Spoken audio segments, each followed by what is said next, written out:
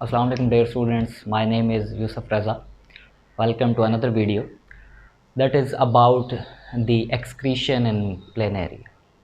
Planaria के अंदर किस तरह से excretion का process होता है ये हमने देखना है। ये basically second year का first chapter है, that is about homeostasis। तो उसके अंदर हमने basically discuss करना है excretion in planaria के बारे में। किस तरह से प्लेनेरिया जो है वो एक्सक्रीशन के प्रोसेस को सर अंजाम देता है वो आज हमने देखना। अगर हम एक्सक्रीशन इन प्लेनेरिया की बात करें तो प्लेनेरिया जो है वो basically that is a flat worm. इसकी जो बॉडी है ये फ्लैटेंड होती है, that is a flat worm.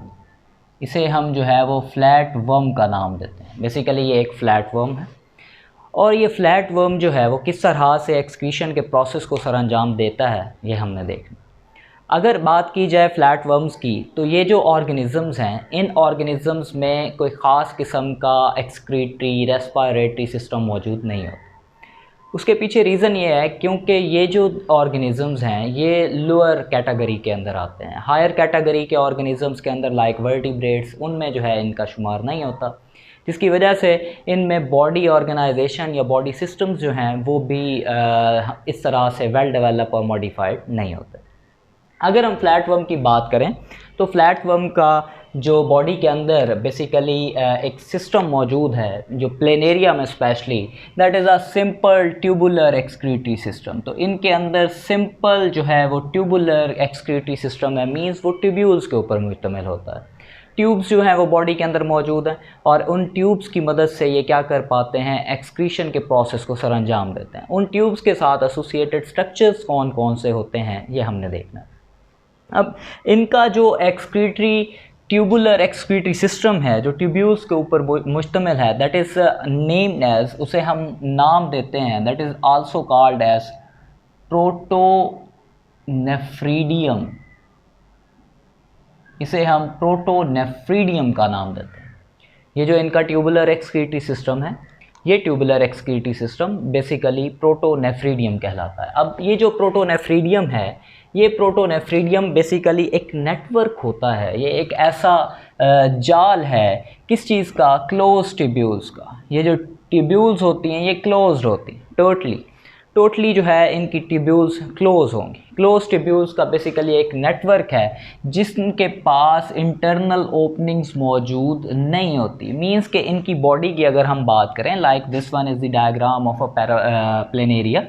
तो यहाँ पे इस तरह से, यहाँ पे फॉर एग्जांपल यहाँ पर ये रेड कलर में इंडिकेट की गई है एक ट्यूब्यूल्स का नेटवर्क है। दिस वन इज़ दी, ये लाइक ये ट्यूब्यूल्स हैं, इनके अंदर यूँ पूरी बॉडी के अंदर यूँ ट्यूब्स का फैला हुआ थ्रू आउट एक जाल सा मौजूद। अब ये जो इंटरनल यहाँ पर ये जो स्ट्रक्चर है यहाँ पर इनकी ट्यूब्यूल्स की इंटरनल किसी किस्म की ओपनिंग्स नहीं है। ये यहाँ पर इस तरह से मौजूद हैं, कैप्ड हैं, इस तरह से ये कैप्ड हैं, इस तरह से ये कैप्ड हैं। अगर हम स्ट्रक्चर को देखें तो फॉर एग्जांपल दिस वन, ये इंटरनल ओपनिंग है, ये एक ट्यूब सी जा रही है, ये यहाँ पर ऐसे यूँ मौजूद होती हैं, मतलब इनमें किसी किस्म की यहाँ पर ओपनिंग मौजूद नहीं होगी। ये कैप्ड ट्यूब्यूल्स का बेसिकली एक नेटवर्क होता है यहाँ पर इनकी बॉडी के अंदर।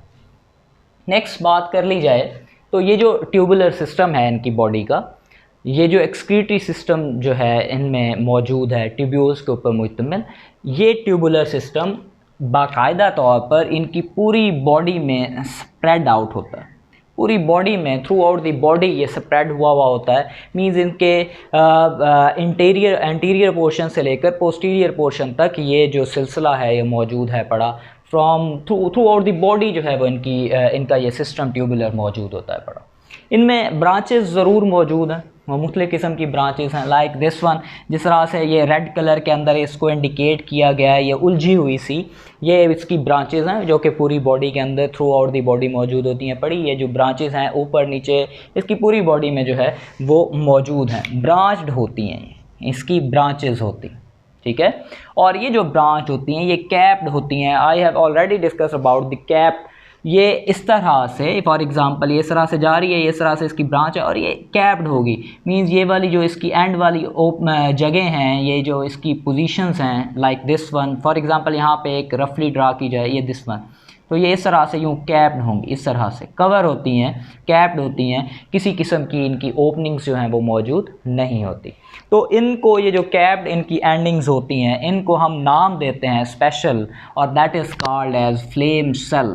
फ्लेम सेल का नाम देते हैं। जिस तरह से एक शोला सा होता है, जिस तरह से हम एक मोमबत्ती को जला के रखें तो उसका एक फ्लेम सा बनता है, उस तरह की इनकी अपीयरेंस होती है इन सेल्स की। इस वजह से इन्हें स्पेसिफ़िकली एक नाम दिया जाता है, that is called as flame cell. तो जो फ्लेम सेल्स हैं, इन फ्लेम सेल्स के पास ख़ास किस्म के स्ट्रक्चर्स मौजूद हैं दैट आर कॉल्ड एज सीलिया, जिनको हम किस चीज़ का नाम देते हैं, सीलिया का नाम देते हैं। वो सीलिया इनके पास मौजूद है, बारीक से हेयर लाइक स्ट्रक्चर्स होते हैं ये बेसिकली, सीलिया इनके पास ये मौजूद है। अगर हम इनको रफली देखें जाए, for example this one is indicating with this black colour. ये जो कैप्ड एंडिंग्स हैं ये ब्लैक कलर में हम जो है वो इसको, ये मैं ब्लैक कलर में इंडिकेट कर रहा हूँ, ये वाली दिस वन, ये जो ब्लैक कलर में इंडिकेट की जा रही हैं ये कहलाते हैं फ्लेम सेल्स। ठीक है, ये कैप्ड एंडिंग्स हैं। ये फ्लेम सेल्स को अगर हम रफली इनके स्ट्रक्चर को, ये फॉर एग्जांपल यहाँ पर ये एक फ्लेम सेल है, यहाँ पर इस तरह से, दिस वन इज़ ये indicating with this black colour, इसको कुछ इस तरह से ब्लैक कलर के साथ जो है वो इंडिकेट कर देते हैं जी, इस तरह से ये फ्लेम सेल अंदर मौजूद है।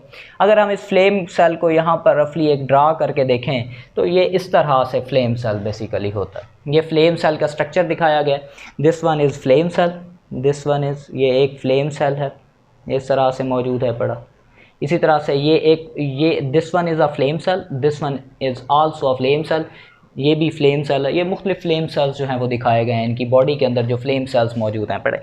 अब ये जो फ्लेम सेल इनकी बॉडी के पास मौजूद हैं, इन फ्लेम सेल्स के पास सीलिया मौजूद होते हैं पड़े।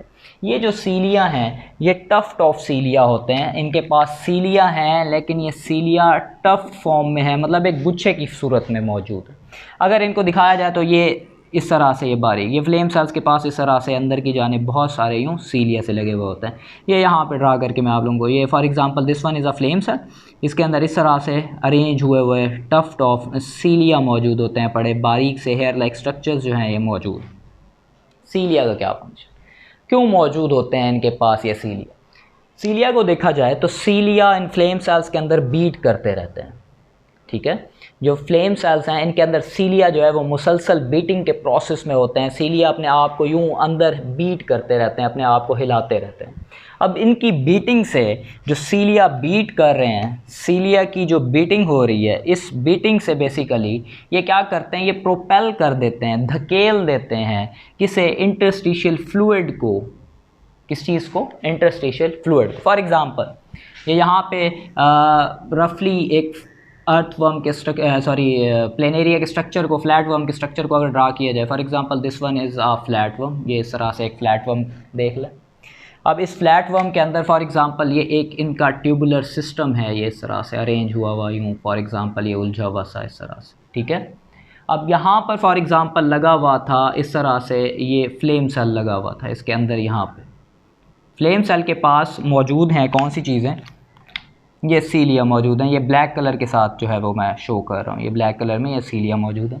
सीलिया अंदर क्या करते रहेंगे, बीट करते रहेंगे। सीलिया जहाँ पर मौजूद हैं उन जिन सेल्स के पास, वो कैप्ड एंडिंग्स हैं, याद रहे वो कैप्ड एंडिंग्स हैं, वो ओपन नहीं होती, वो बीट करेंगे। इसकी बीटिंग की वजह से जो यहाँ पर मौजूद इर्द गिर्द, सेल्स के इर्द गिर्द मौजूद इंटरस्टिशियल फ्लूइड है, दैट इज़ इंटरस्टिशियल फ्लूइड, वो इंटरस्टिशियल फ्लूइड ये कैप्चर करेंगे, इकट्ठा करके इस ट्यूबुलर वाले सिस्टम में आ जाएगा, इस ट्यूब वाले सिस्टम के अंदर, यहाँ पर इस ब्लू कलर के अंदर वाली जगह पे आ जाएगा। ठीक है, मीन्स सीलिया बीट करेंगे, उनके बीट करने से इर्द गिर्द जो इंटरस्टिशियल फ्लूइड था सेल्स के इर्द गिर्द, वो सारे का सारा प्रोपेल होके कहाँ पर आ जाएगा, ट्यूबुलर सिस्टम के अंदर आ जाएगा।